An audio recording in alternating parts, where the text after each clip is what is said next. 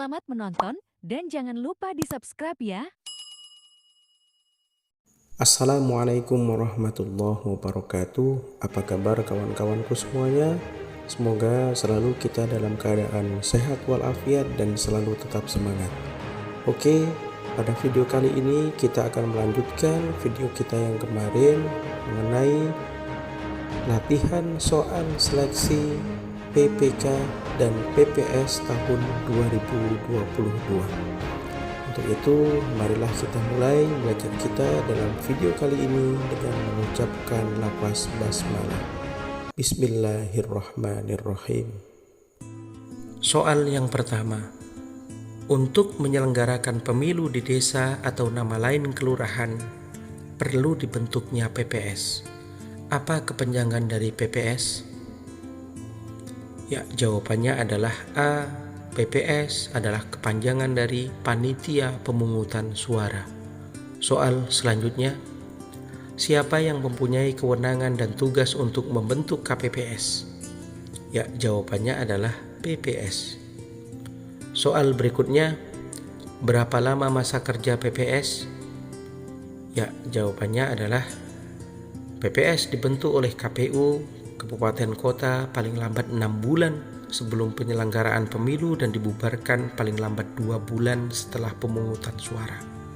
Jadi jawabannya adalah 6 ditambah 2 sama dengan 8 bulan.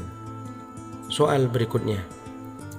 Dalam hal terjadi penghitungan dan pemungutan suara ulang, pemilu susulan dan pemilu lanjutan, maka masa kerja PPS diperpanjang dan PPS dibubarkan paling lambat berapa bulan setelah pemungutan suara? Ya, jawabannya adalah B. 2 bulan setelah pemungutan suara. Soal selanjutnya. Tugas, wewenang, dan kewajiban PPS meliputi beberapa hal di bawah ini kecuali. Ya, jawabannya adalah E. Menyampaikan daftar pemilih kepada Panwaslu Kecamatan. Kecuali berarti yang bukan. Soal selanjutnya. Berdasarkan peraturan KPU nomor 3 tahun 2013, siapakah yang berhak menandatangani dokumen daftar pemilih sementara atau DPS dan DPS hasil perbaikan? Ya, jawabannya adalah A. Ketua PPS. Soal berikutnya. Anggota KPPS diangkat dan diberhentikan oleh PPS atas nama Ketua KPU Kabupaten Kota. Berapakah jumlah anggota KPPS dan apa kepanjangannya? Ya, jawabannya adalah anggota KPPS adalah 7 orang. Dan KPPS kepanjangan dari Kelompok Penyelenggara Pemungutan Suara. Soal berikutnya. Tugas, wewenang, dan kewajiban KPPS meliputi hal-hal di bawah ini kecuali. Ya, jawabannya adalah E. Menyerahkan hasil penghitungan suara kepada KPU Kabupaten Kota dan Panwaslu Kabupaten Kota. Soal berikutnya.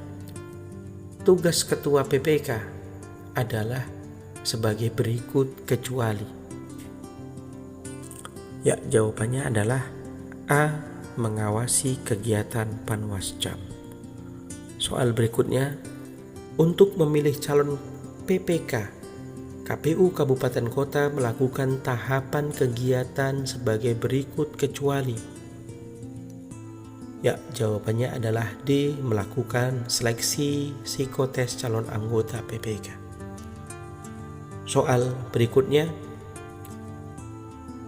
Ketentuan untuk menjadi anggota PPK, PPS, KPPS, PPLN, dan KPPSLN diatur dalam Undang-Undang Nomor 15 Tahun 2011 Pasal ke? Ya, jawabannya adalah C, yaitu pasal 53. Soal selanjutnya. Syarat untuk menjadi anggota PPK PPS, KPPS, PPLN, dan KPPSLN meliputi hal-hal di bawah ini kecuali? Ya, jawabannya adalah B, berusia paling rendah 30 tahun.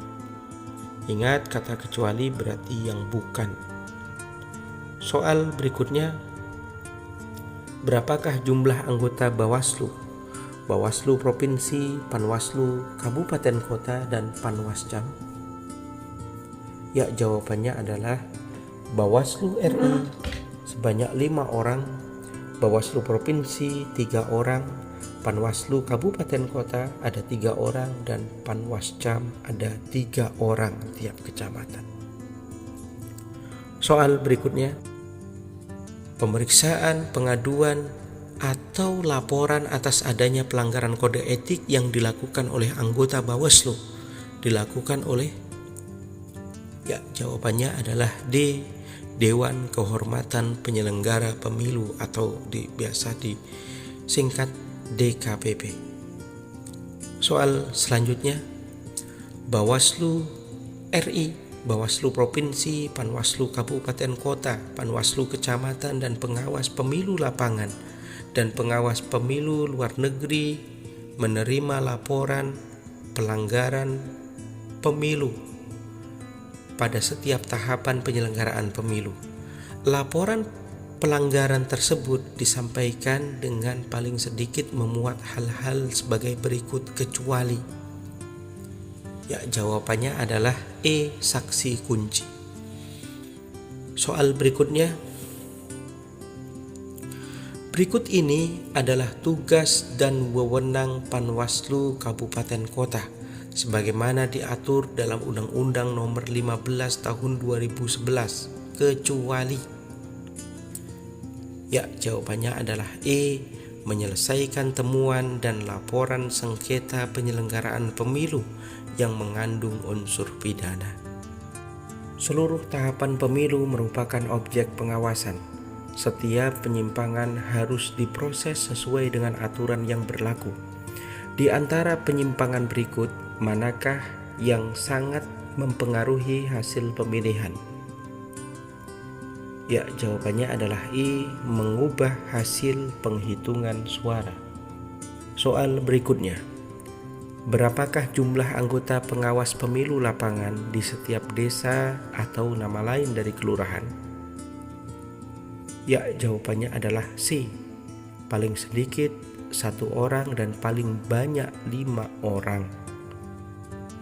Soal berikutnya, dalam Undang-Undang Nomor 15 Tahun 2011 tentang penyelenggara pemilu ada lembaga baru yaitu DKPP. Apakah kepanjangan DKPP tersebut? Ya, jawabannya adalah Dewan Kehormatan Penyelenggara Pemilu.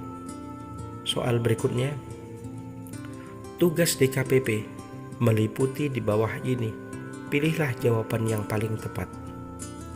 Ya, jawabannya adalah E, poin A, B, C, D semuanya benar. Tugas DKPP meliputi 1. Menerima pengaduan atau laporan dugaan adanya pelanggaran kode etik oleh penyelenggara pemilu. 2. Melakukan penyelidikan dan verifikasi serta pemeriksaan atas pengaduan dan laporan dugaan adanya pelanggaran kode etik oleh penyelenggara pemilu. Yang ketiga adalah menetapkan keputusan. Yang keempat adalah menyampaikan putusan kepada pihak-pihak yang terkait untuk ditindaklanjuti. Soal berikutnya, DKPP bersidang untuk melakukan pemeriksaan dugaan adanya pelanggaran kode etik yang dilakukan oleh penyelenggara pemilu. Siapakah yang dimaksud dengan penyelenggara pemilu itu? Ya, jawabannya adalah secara garis besar adalah KPU dan Bawaslu. Soal selanjutnya, apabila terjadi hal-hal yang mengakibatkan KPU tidak dapat melaksanakan tahapan penyelenggaraan pemilu secara sesuai dengan ketentuan undang-undang, tahapan penyelenggaraan pemilu untuk sementara dilaksanakan oleh? Ya, jawabannya adalah E. Sekretaris Jenderal KPU atau Sekjen KPU. Soal selanjutnya, apabila terjadi hal-hal yang mengakibatkan KPU provinsi atau KPU kabupaten kota tidak dapat menjalankan tugasnya, tahapan penyelenggaraan pemilu untuk sementara dilaksanakan oleh KPU setingkat di atasnya. Soal berikutnya,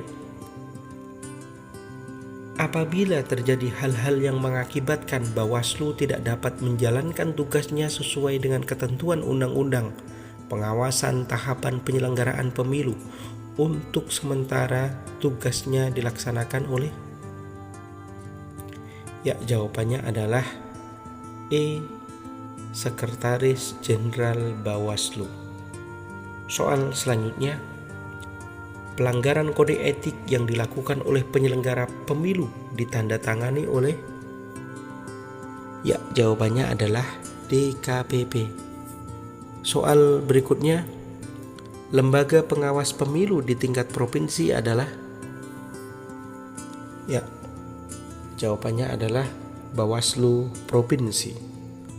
Soal berikutnya, pengawas pemilu lapangan dibentuk oleh? Ya, jawabannya adalah D. Panwaslu Kecamatan. Pengawas pemilu lapangan biasa disingkat dengan PPL. Soal berikutnya, petugas pemutakhiran data pemilih diangkat oleh? Ya, jawabannya adalah B. PPS. Soal berikutnya, PPS diangkat oleh KPU Kabupaten Kota atas usul bersama? Ya, jawabannya adalah poin A dan B, yaitu Badan Permusyawaratan Desa atau Dewan Kelurahan. Yang ketiga adalah PPK dan Kepala Desa atau Kelurahan. Soal berikutnya, menetapkan hasil perbaikan daftar pemilih sementara untuk menjadi daftar pemilih tetap merupakan wewenang dari? Ya, jawabannya adalah PPS. Soal berikutnya, menyerahkan hasil penghitungan suara kepada PPS dan pengawas pemilu lapangan merupakan tugas dari? Ya, jawabannya adalah A. KPPS. Soal selanjutnya, anggota KPP SLN paling sedikit adalah titik-titik orang dan paling banyak titik-titik orang. Ya, jawabannya adalah C. Anggota KPP SLN paling sedikit berjumlah 3 orang dan paling banyak berjumlah 7 orang. Soal berikutnya, berikut ini adalah syarat-syarat menjadi anggota PPK, PPS, KPP SLN, PPSLN, dan KPP SLN, yaitu? Ya, jawabannya adalah A, B, C, D seluruhnya benar. Ya, syaratnya adalah berusia paling rendah 25 tahun, tidak menjadi anggota partai politik, berpendidikan paling rendah SLTA atau yang sederajat untuk PPK, PPS, dan PPSLN. Yang keempat, berdomisili di wilayah kerja PPK, PPS, KPPS, PPSLN, dan KPPSLN.